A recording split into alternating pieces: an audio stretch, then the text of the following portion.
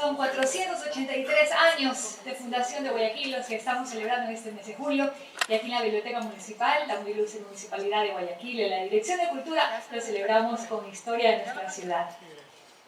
Hoy tenemos la conferencia Diego de Urbina, verdadero consolidador de la fundación de la ciudad, a cargo del conferencista, arquitecto Melvin Hoyos Galarza. Esto parte del ciclo de conferencias denominada Detalles, Pormenores y Curiosidades de la Fundación de Guayaquil, ciclo que culmina el día de mañana. Hoy, como les comentaba, tenemos la grata presencia del arquitecto Melvin Hoyos Galarza, graduado en la Universidad de Guayaquil, ha asistido a seminarios, congresos en diversas partes del mundo, todos vinculados con su especialidad y con asuntos culturales e históricos. Director de Cultura y Promoción Cívica de la muy ilustre Municipalidad de Guayaquil y mentalizador de importantes proyectos que con éxito se llevan a cabo en la biblioteca y en el Museo Municipal. Galardonado con la Medalla de Oro en Madrid y Dinamarca por la presencia de sus ponencias sobre historia postal, por su contribución al desarrollo de la cultura local y nacional. Fue nombrado Hombre de Julio en el año 2000 por la Asociación de Periodistas del Ecuador. Condecorado en el año 2001 por la Gran Cruz al Mérito Cultural, acto realizado por la Cámara de la Pequeña Industria, miembro también de la Academia Nacional de Historia de la Confraternidad Camilo de Struje. Ha realizado varias investigaciones y nos viene a compartir sus vastos conocimientos en este tema. Un fuerte aplauso para él.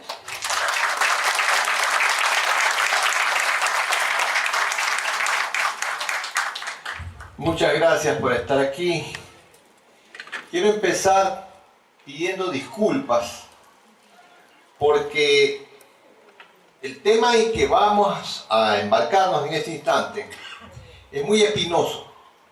Y les pido disculpas porque para lograr captar toda la información que existe sobre él, he tenido que recurrir a muchos libros y estudios y no tengo costumbre de anotar, pero he anotado cosas que la verdad es que estaban dispersas de tal modo en la cantidad de documentos que he consultado que fue necesario armar ese rompecabezas.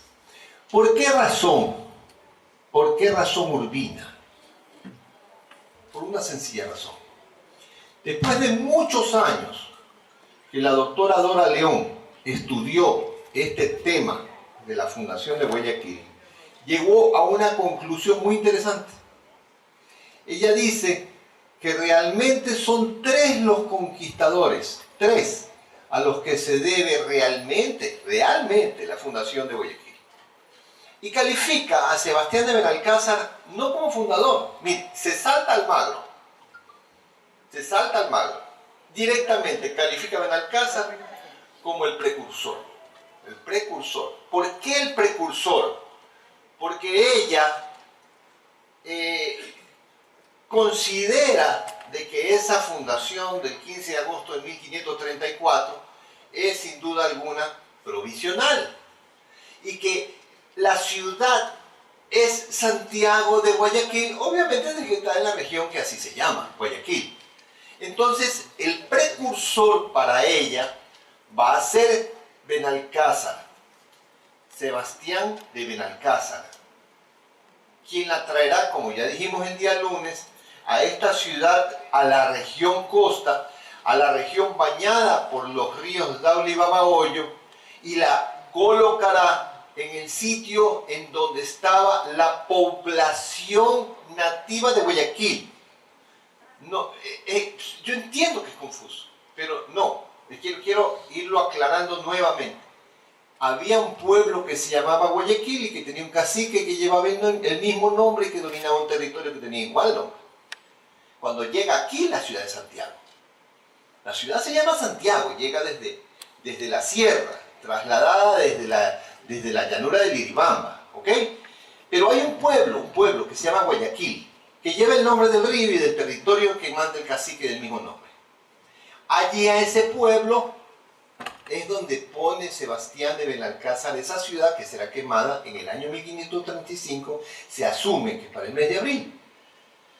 ¿Por qué hago esta nueva referencia. Hago esta nueva referencia para recordar que ella lo llama y califica, Dora León, de precursor. ¿Por qué? Porque es el que ya la trae al sitio de Guayaquil. A Orellana, en cambio, Dora León lo califica como fundador. Y lo califica como fundador porque Orellana estructura la ciudad de manera definitiva y por bastante tiempo se queda, por bastante tiempo se queda en el sitio en donde la establece. ¿En dónde establece Orellana la ciudad? Vamos a hacer un breve esbozo de cómo se lleva a cabo ese establecimiento y cómo es que se logra descubrir que él participa en ese establecimiento casi definitivo de la ciudad de Santiago.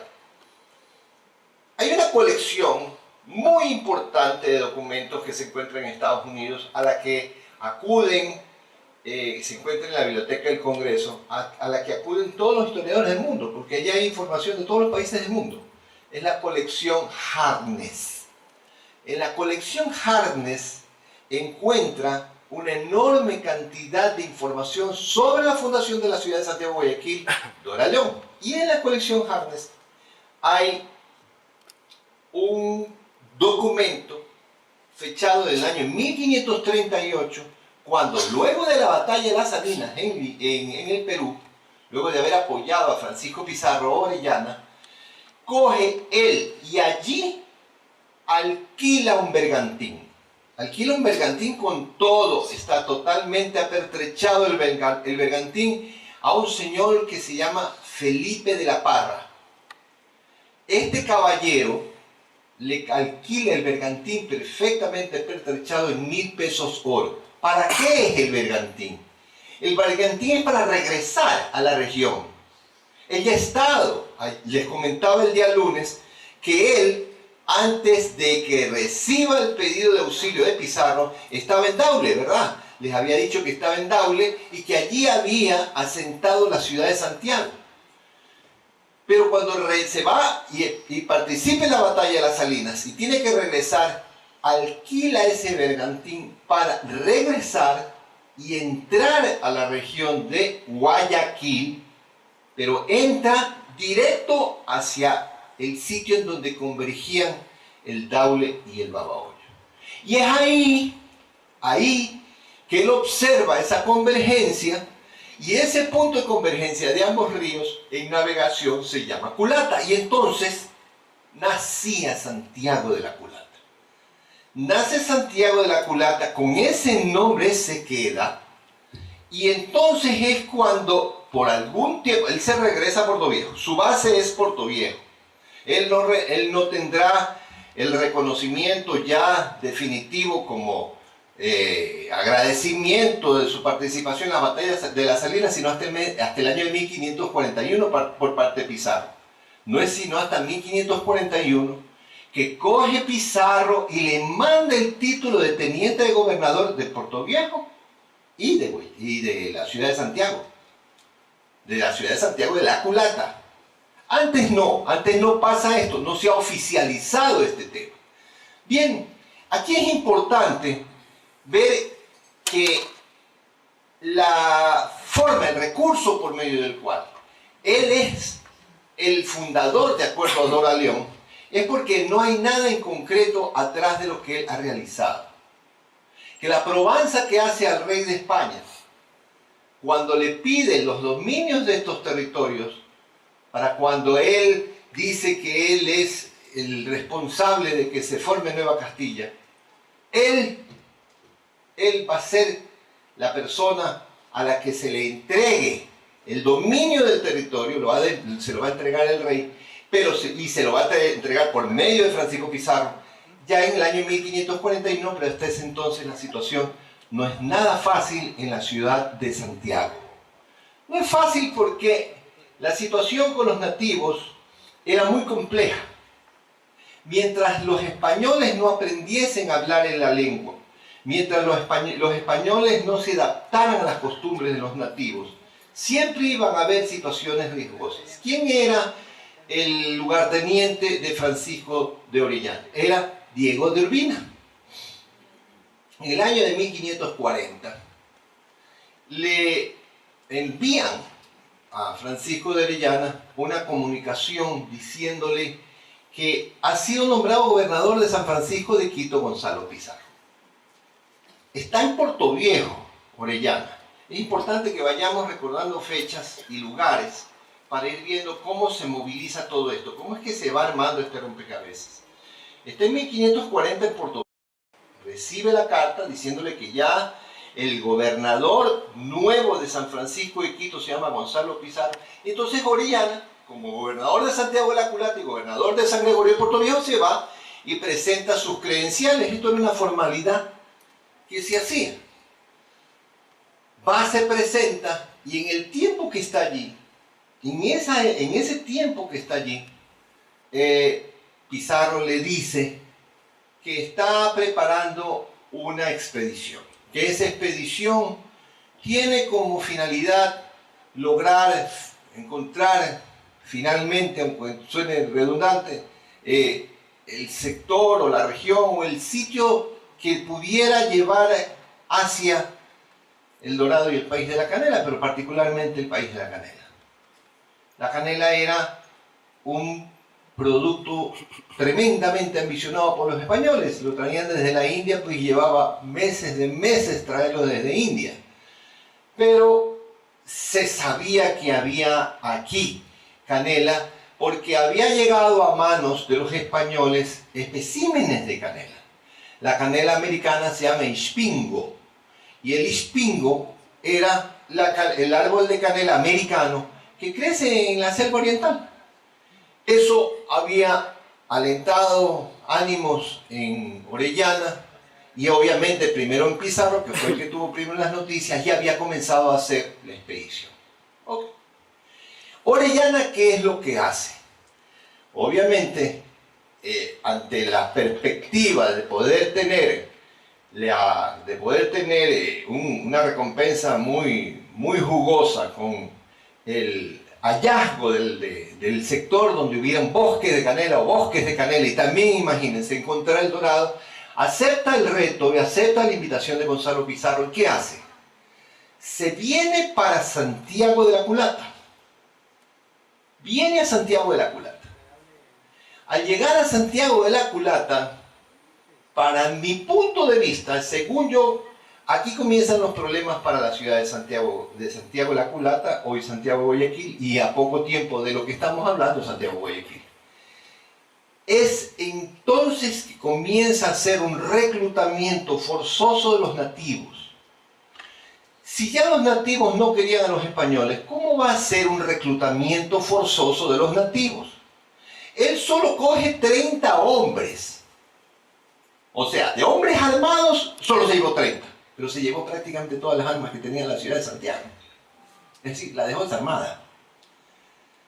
Coge 30 hombres armados, coge más de 1000 nativos reclutados a la fuerza y coge y se va hacia Quito. ¿Qué es lo que pasa? Previo a irse a Quito, le dice a Diego Urbina: te voy a nombrar teniente gobernador interino, tanto de Portoviejo como de la ciudad de Santiago, como de Santiago de la Culata. Gobernador interino. El gobernador tenía que nombrarlo el rey. Y efectivamente, el gobernador que vino fue el gobernador Vaca de Castro, que este fue realmente el que se hizo cargo de esa función, el gobernador Vaca de Castro. Ha de haber maldecido el día en que lo nombraron gobernador, porque después de que él llegó se armó un desastre aquí en la ciudad. ¿Qué es lo que sucede realmente después de esto? Cuando coge, se va a Orellana, paralelamente, casi paralelamente, a fines del año de 1541, se sublevan totalmente los punaes y los chonos. Ojo, fines de 1541. Sublevación de punaes y chonos. Los punaes y los chonos y los daulis se habían puesto de acuerdo y eran tribus completamente enemigas. Sin embargo, era tal la odiosidad que había despertado el español en este medio, que se unen para coger y sitiar la ciudad. Pero previo al sitio de la ciudad, se sublevan en la misma isla.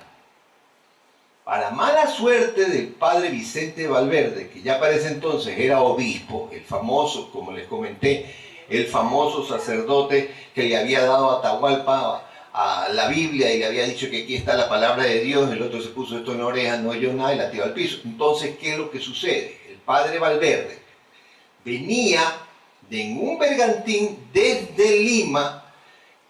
¿Qué venía a hacer o qué venía haciendo? Venía escapando. ¿De dónde? Venía escapando de los almagristas que se habían adueñado de Lima. Después de la batalla de las Salinas, el problema entre los almagristas y los pizarristas continuó. Se había adueñado los almagristas de Lima y el padre Valverde, como era pizarrista, huyó para evitar que lo apresaran. Se hubiera quedado nomás en Lima porque lo agarraron, fue en la isla Punay y se lo comieron. Los Punay lo agarran, lo matan, se lo comen. Este detalle es total y absolutamente real. Da origen a una crónica famosa, y no sé si es de Pino Roca o Chávez Franco, que se llama Cura come obispo, creo que es Pino Roca. Perdón, Punáes come obispos. Y es que efectivamente se lo comen como parte de la retaliación que están haciendo en contra de los españoles, y quizás también para meterle miedo al gobernador Vaca de Castro y a Urbina.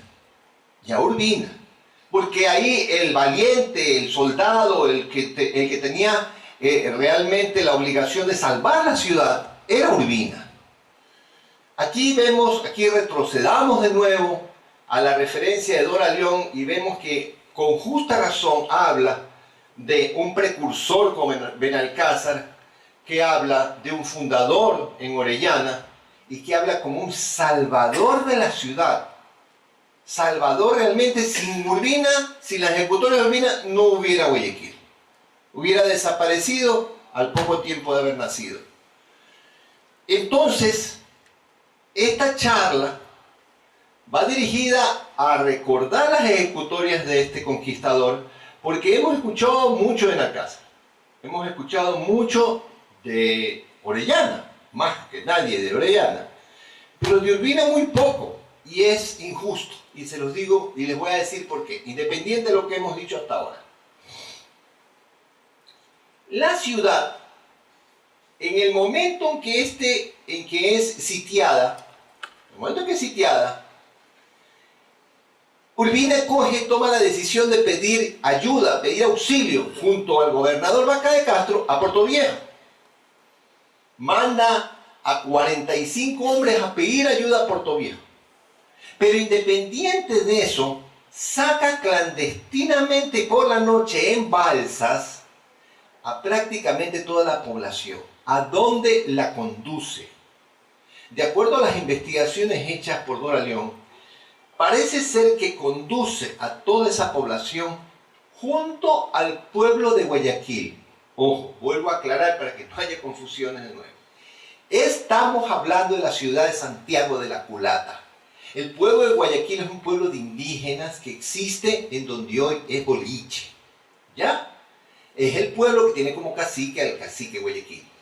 Ya parece que han habido conversaciones con el cacique. El cacique es un buen hombre, es una persona que ha perdonado quizás a estos otros españoles que no son los que eran de Benalcázar del año 35, y les da hospedaje, por decirlo de algún modo, a todo este grupo de españoles que vienen huyendo para salvarse de otros nativos, de los chonos, de los daulis y los punáes.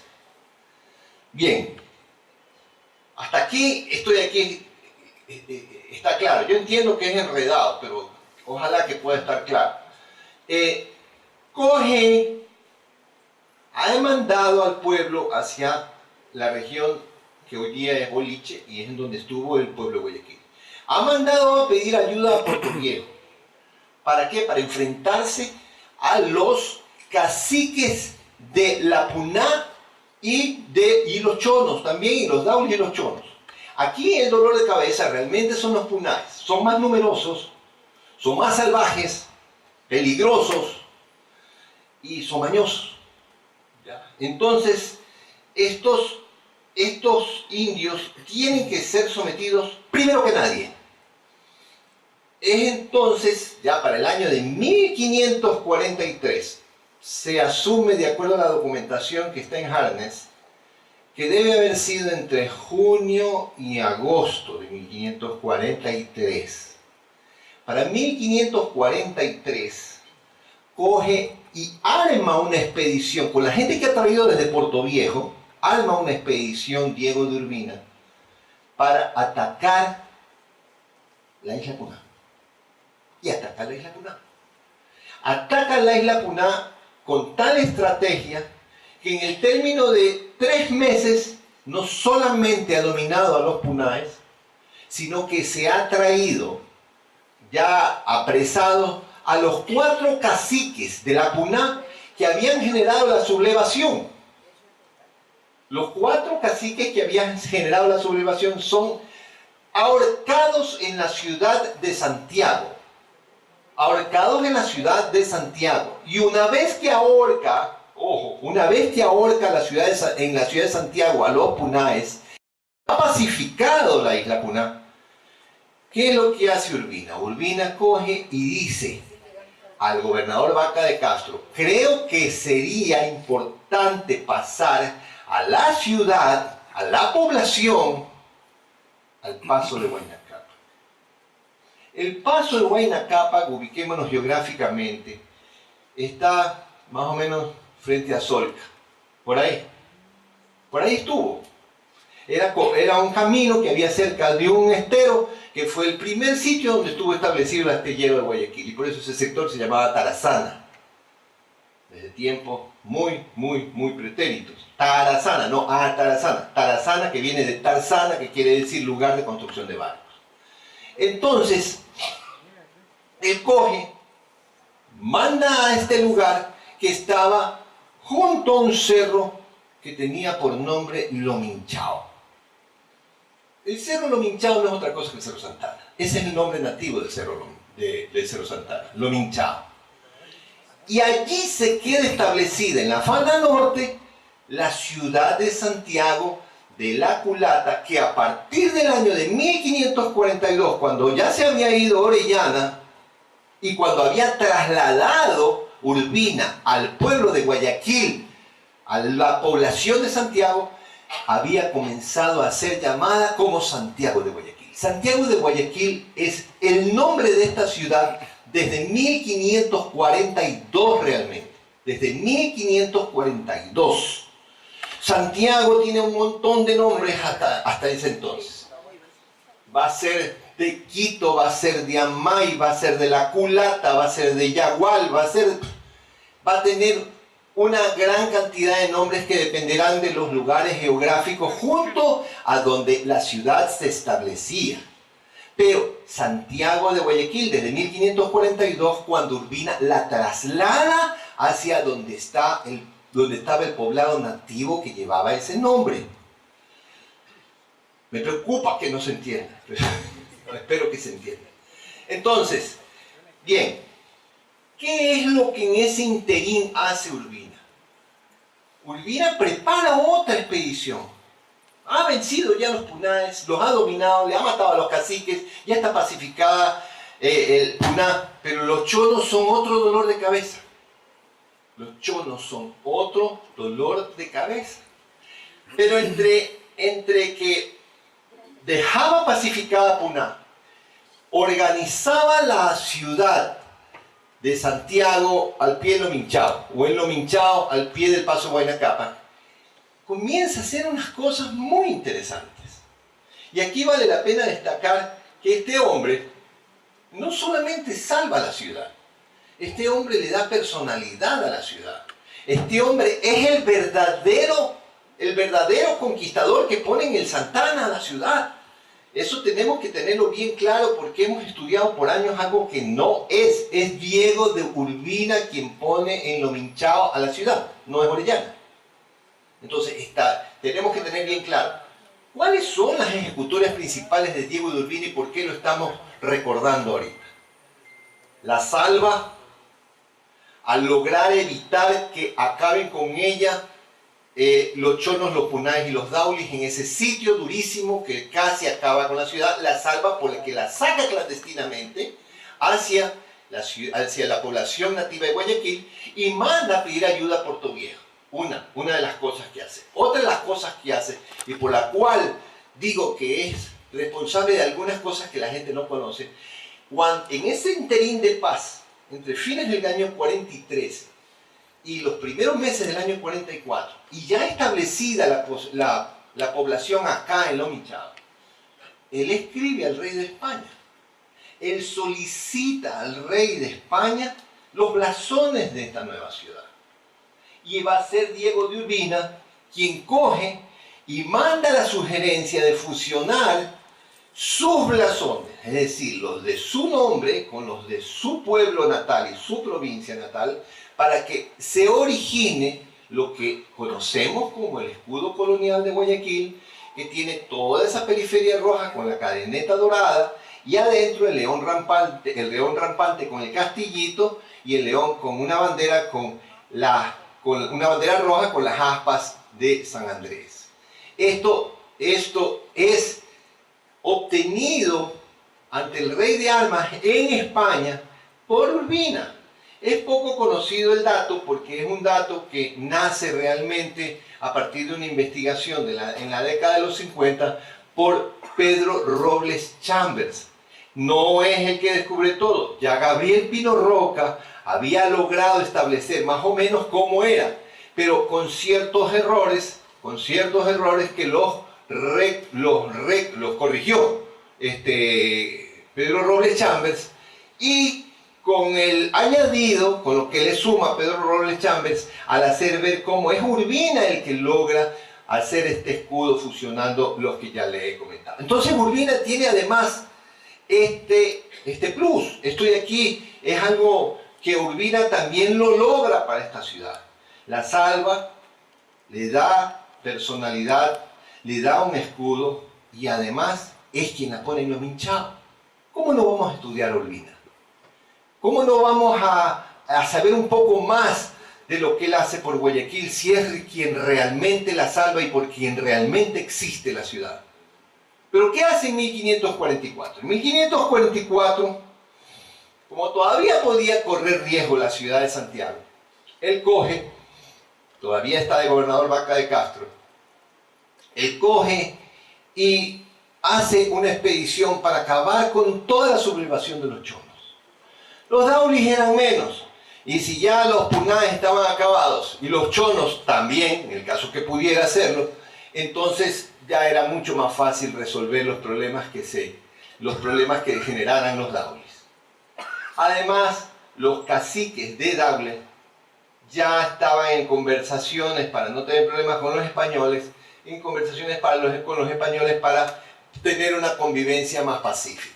¿Qué es lo que pasa? Que en el año 1544, para el mes de junio, de acuerdo a la documentación que, vuelvo a repetir, existe en Harnes, él se enfrenta a los chonos durante 4 meses. La verdad es que fue una vida muy agitada, la de la ciudad de Santiago y la de sus habitantes, y particularmente la de Diego de Urbina, desde que le deja a Orellana el dolor de cabeza hasta que el hombre deja de ser teniente de gobernador de Guayaquil, de la ciudad de Santiago, ya de Santiago Guayaquil. Porque me imagino, y esto ya es parte de una conjetura personal, me imagino la cantidad de problemas que habrá tenido este hombre, que también tenía la obligación de ayudar a Vaca de Castro en la parte administrativa de esta ciudad, la cantidad de problemas que habrá tenido para mantener pacificados todos los nativos que vivían en los alrededores. Finalmente, en el año 1544, se queda definitivamente apaciguada la ciudad de Santiago, pero ahora nace otro problema. El rey de España ya no quiere a Vaca de Castro de gobernador, y en 1545 le manda a Pedro de Estacio. Este hombrecito fue un dolor de cabeza, y gracias a que olió el dolor de cabeza Diego de Urbina deja de ser también teniente de gobernador y se va a Puerto Viejo. La ciudad queda en manos de Pedro de Estacio. Pedro de Estacio será realmente el responsable de algún modo de que esta ciudad se mueva otra vez, se mueva de Lomichao. ¿Por qué? Porque los problemas entre almagristas y pizarristas continuaron. Continuaron porque en Quito, otro Pedro, Pedro de Puelles, que era almagrista, él cogió y tomó la decisión de apresar a todos los pizarristas que estaban en Santiago. Esto es parte ya de la charla que les di el día lunes, no entra ya en lo de Urbina, pero quiero recordarlo para que veamos en qué momento deja Diego de Urbina de ser parte importantísima dentro de este proceso fundacional de la ciudad de Santiago y qué es lo que realmente hace. Recapitulando, Dora León, y siempre haré referencia a esta extraordinaria historiadora porque es la responsable de que sepamos todo lo que sabemos. Si bien es cierto, Miguel Aspiazu sienta las bases en 1955, ella es la que realmente logra de que se acepte todos los planteamientos, las hipótesis y teorías de Aspiazu gracias a sus investigaciones en el Archivo de Indias y en el Archivo de Harnes. Dora León, vuelvo a repetir, dice de que 3 son los conquistadores que debemos recordar en este proceso fundacional. El primero lo califica como precursor y es Benalcázar. El segundo lo califica como fundador por su Provenza y es Orellana, y habla de que es en 1538 finalmente que se hace esa fundación de Santiago de la Culata. Y el tercero es Diego de Urbina, que lo califica como el salvador de la ciudad y el consolidador de su existencia. El salvador de Guayaquil y consolidador de su existencia, hemos visto que es responsable básicamente, primero, efectivamente, haberla salvado de esa coalición que hacen los chonos, los daulis y los punaes, de haber cogido y haber matado a los caciques de los punaes y haber pacificado durante 6 meses. Pacificado quiere decir haber matado a cuanto punae pudo. Entonces, haber pacificado a la isla Puná y a posteriori haber también enfrentado a los chonos durante 4 largos meses en una batalla que también eliminó el belicismo de estos nativos.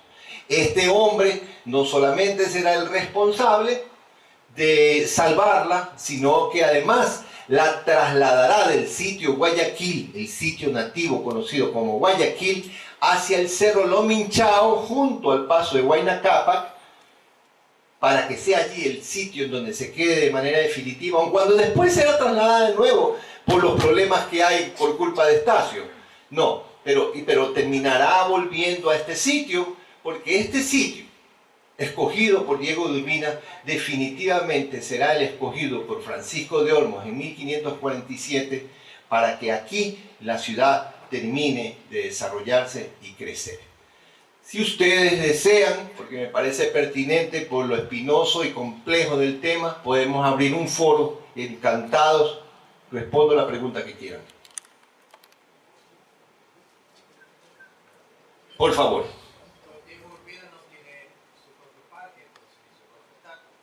Don Diego de Urbina efectivamente no tiene su propio parque, ni su propia estatua, y ni siquiera se sabía cómo se escribía el nombre, porque la firma de Urbina es Horbigna, es H-O-R-B-Y-N-N-A.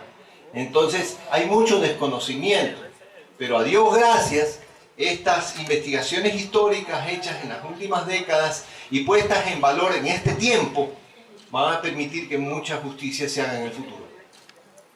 ¿Otra inquietud? Por favor.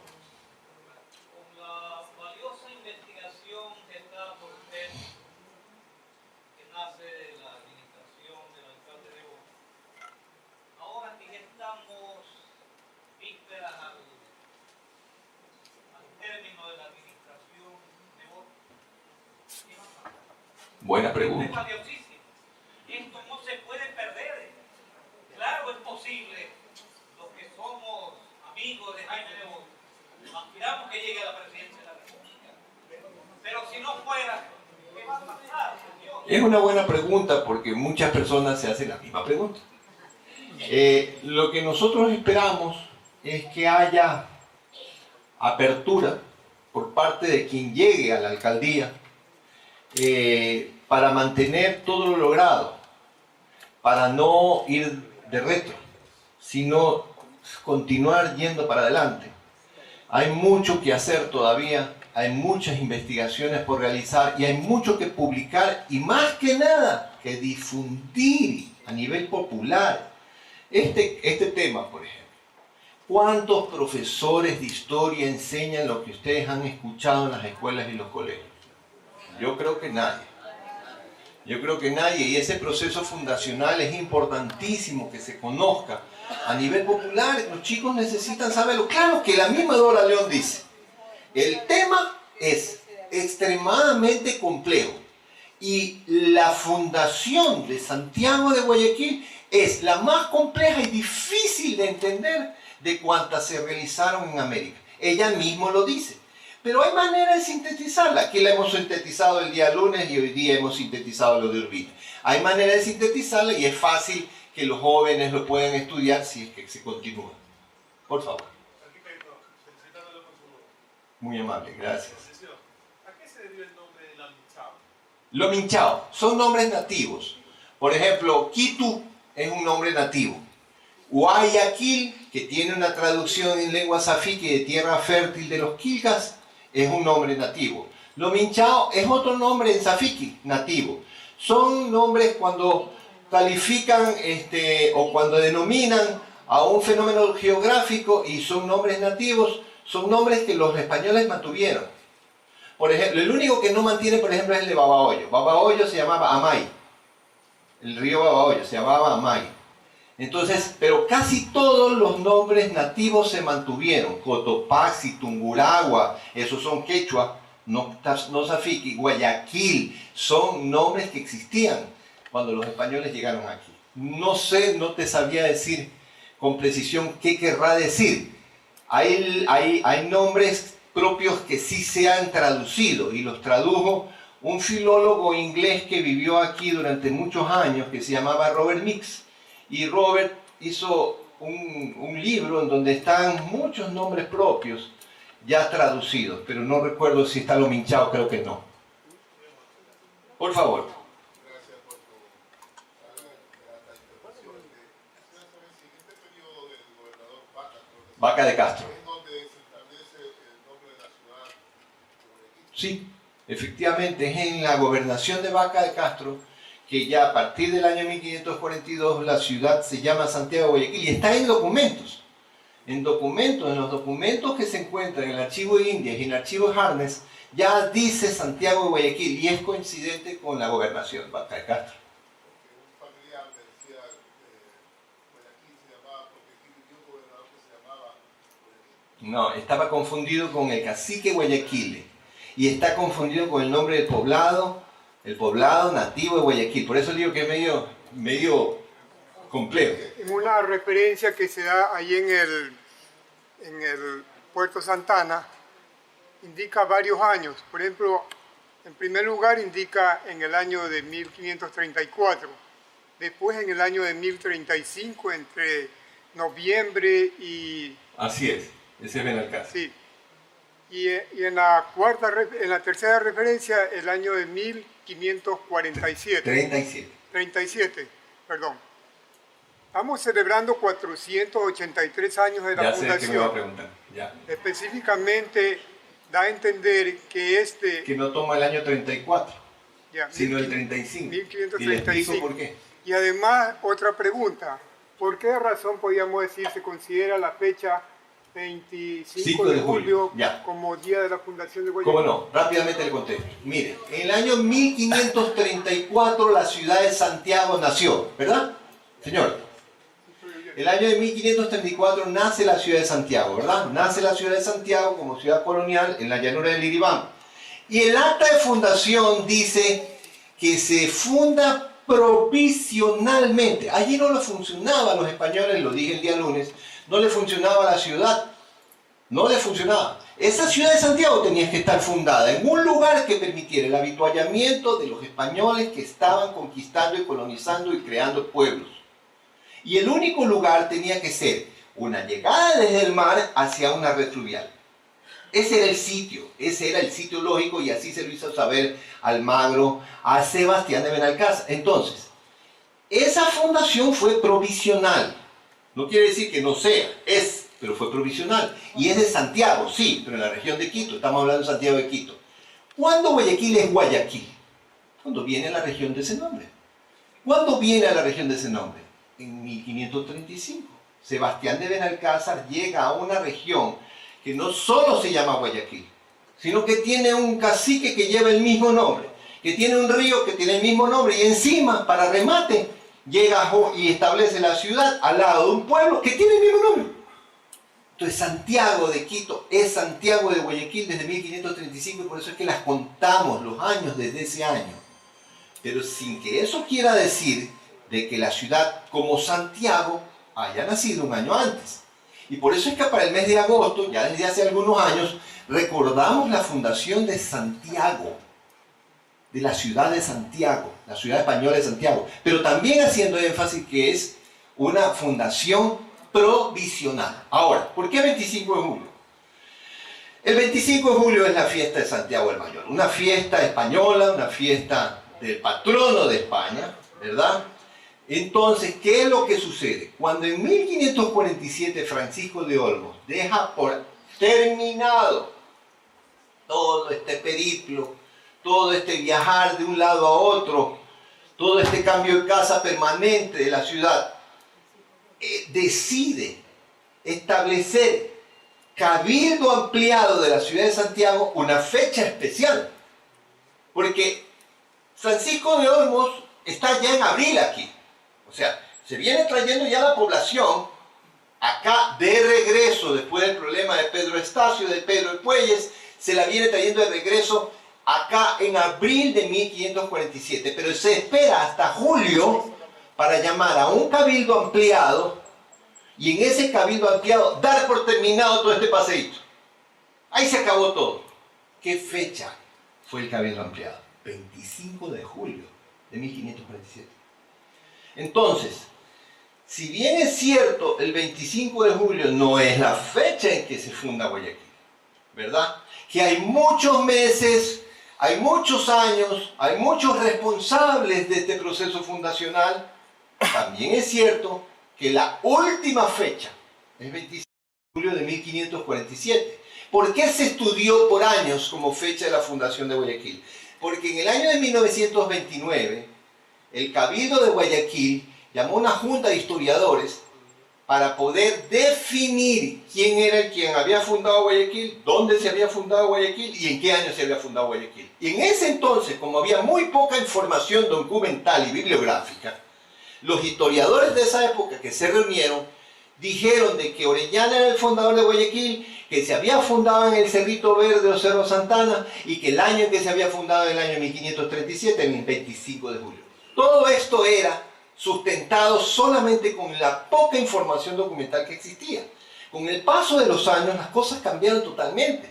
El primero que comienza a cambiar las cosas va a ser Miguel Aspiazu Carbo. Tendrán un encontrón con un historiador de aquí, el doctor Rafael Euclides Silva, pero a la larga terminará triunfando la hipótesis, la teoría de él, gracias a las investigaciones de Dora León. Esa es la respuesta. Por favor. Sí, aquí lo felicito porque me gusta todos los años asistir a estas charlas, aunque esta vez no he podido asistir desde el inicio, ¿no? Cuestiones de trabajo, todo el mundo lo deja. Pero sí, gracias a esto me he ilustrado, ¿no? Y entonces lo que yo sí realmente entiendo es que el nacimiento es en una época, es como cuando yo nací. En una fecha y esa no me la cambian nadie porque es cuando vi la luz. Sí. El resto yo lo considero es asentamiento. Eso es lo que ha sido. Sí, traslado, sí. ya no fundación fija, sino traslado Sí. de domicilio. Como yo, naco en una fecha y de ahí me muevo a cualquier lado a vivir. Así Entonces es. son movimientos ya de traslado. Así es. Ya no cabe palabra de fundación, porque la fundación es Así es. el nacimiento es una persona. Sin embargo, el rey de España consideró en un momento determinado que hubo una segunda fundación. Y la segunda fundación es la de Orellana. Por eso es que la misma Dora León lo califica como el fundador.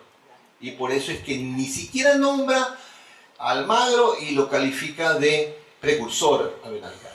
Eso quiere decir de que sí hay dos fundaciones. Una fundación como Santiago de Quito y una fundación como Santiago de la Culata, que va a ser después Santiago de Guayaquil, ya en esta región. O O sea, es así de enredado. Es así de enredado porque incluso desde el punto de vista legal es así de estructurado. Por favor. A mí me parece que no se le ha hecho justicia a la doctora Dora León porque entiendo que el municipio nunca la ha condecorado, ni ella se ha presentado públicamente. No, sí se le hizo. Claro, se le hizo el reconocimiento, se la nombró miembro de número de la Academia Nacional de Historia. Cuando coge y se la nombra miembro de número de la Academia Nacional de Historia, en el salón de la ciudad, ella le tapó la boca a todos los historiadores de la sierra que seguían sosteniendo que el 15 de agosto de 1534 era la fundación de Riobamba. Entonces, con esa cascada de documentos que ella le puso por encima al presidente de la Academia en Quito, al vicepresidente de la Academia en Quito y a todos los miembros de número que estaban presentes, se pararon a aplaudirla.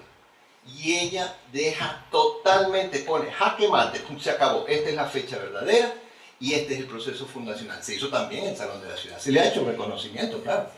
Sí, ha habido gente aquí. Sí, claro.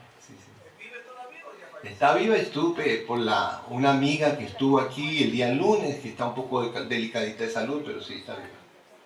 Sí, ya vive en Puerto Rico. Sí. No es de aquí. Sí, por favor.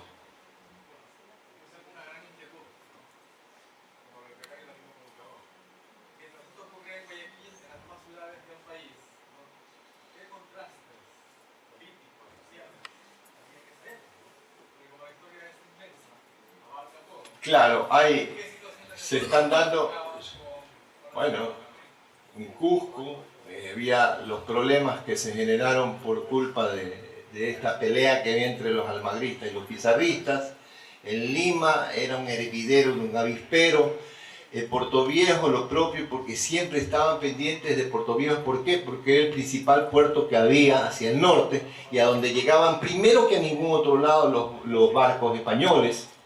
Ya había una zozobra permanente, porque como no había cómo comunicarse, era tan difícil comunicarse, tan lejos era cada cosa en esa época, y siempre estaban como en zozobra. Es una época dura, es una época, esos primeros 50 años del siglo XVI, son duros para todos, para los españoles, para los nativos. Es un proceso de conquista, en donde los españoles vienen a robarse un territorio ajeno, y vienen a acabar con todo lo que se les ponga por delante y que esté en contra de que ellos logren conseguir territorios y conseguir básicamente oro.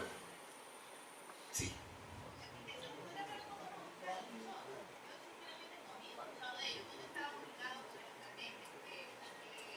Mira, la cultura manteño-huancavilca, de acuerdo a las investigaciones de Clifford Evans y Betty Meyers, que los trae para acá Emilio Estrada y Casa para estructurar la cronología de nuestras culturas del litoral. La cultura manteño-huancavilca tenía 17 tribus. Eso es lo que han logrado definir, 17 tribus. Los chonos estaban de la zona que existe, donde está Chone, y es parte de la cultura manteña. Desde ese sector estaba casi hasta Nobol. O sea, este es el sector en donde los arqueólogos han encontrado piezas que corresponden a esta cultura y que tienen elementos identificativos que las diferencian pues, de los manteños, de los huancavilcas, que las diferencian de los quilcas y de las demás tribus, incluso las que están conformando la Milagro Quevedo. Entonces, es un grupo importante de nativos de la región costa que cuando se sublevaban hacían la vida a cuadros a los españoles. No solamente están esos, pero hay uno que es más grande todavía. Dicen que dominaba prácticamente todo el delta del Daule y el Babahoyo. Y son los quilcas a los que hace referencia justamente el nombre de la ciudad y la región. Se dice que era Quilca, el cacique Guayaquil, que no era Huancavilca, sino Quilca. Pero los españoles, a quienes se les enredaba un poco este tipo de toponímicos y gentilicios, cogían y unificaban una serie de tribus diciéndole solo huancavilcas, ¿ya? Los que más dolores de cabeza les daban, que eran los que tenían más presente por obvias razones, a eso sí recordaban cuáles eran sus nominaciones. Y entre ellos están los chonos. Por favor. ¿De qué cultura encontró vestigio aquí en la zona de Guayaquil Resfa Parducci? ¿De qué cultura que demuestra que... Lo que logra Resfa tumba todo lo que se había dicho hasta ese entonces, porque ella encuentra en San Pedro, donde está la ferroviaria, encuentra restos de cultura Milagro Quevedo. Eso no tiene por qué haber ahí.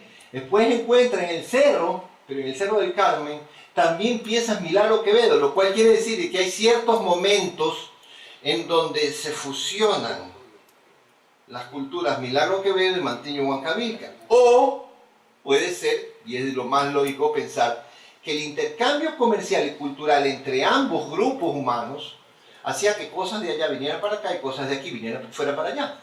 ¿Ya? Pero básicamente lo más importante que ella descubre, Resfa descubre es eso, que hay Milagro Quevedo, vestigios de Milagro Quevedo en zonas Huancavilca. Le pregunto, ¿qué obra sería la obra cumbre, bibliográficamente hablando, de la doctora Dora León? ¿Dónde hay? Hay un libro muy bueno, que es el libro en donde ella compendia todo lo que escribió, que se llama La Fundación de Guayaquil por Dora León y Adam Sasti. Ese libro, hasta que yo supe, lo vendían en el Archivo Histórico del Guayas. Es un libro negro en donde se ve un mapa muy primitivo de la región en la portada. Ahí está compendiado todo. Pero hay información que no la contiene el libro y que sí es importante chequear y que se encuentra en la obra de Miguel Aspriazo Calvo del año 55. Y hay otra más que se encuentra en cambio en el librito que hizo Ángel Vélez Mendoza sobre el cacique Guayaquil. Entonces, para poder tener una idea clara de qué es lo que ha pasado aquí en esa época, hay que leer los tres. Yo recuerdo que el año pasado, no sé si usted mismo, anunció que por motivo del bicentenario se iban a editar al menos 75 obras sobre Guayaquil. Entre ese fondo bibliográfico, ¿habrá algo sobre este aspecto de la Fundación Guayaquil? No, porque es solo en dependencia. Solamente de dependencia. Sí. Bueno, se les agradece muchísimo su paciencia.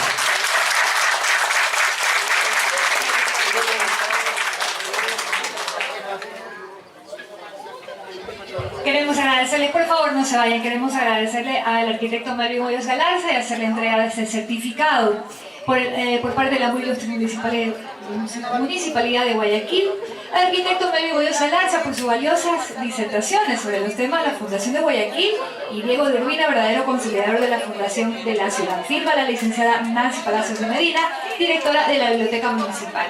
Julio 2018. Un fuerte aplauso una vez más para nuestro querido arquitecto que nos comparte tanto su valioso conocimiento.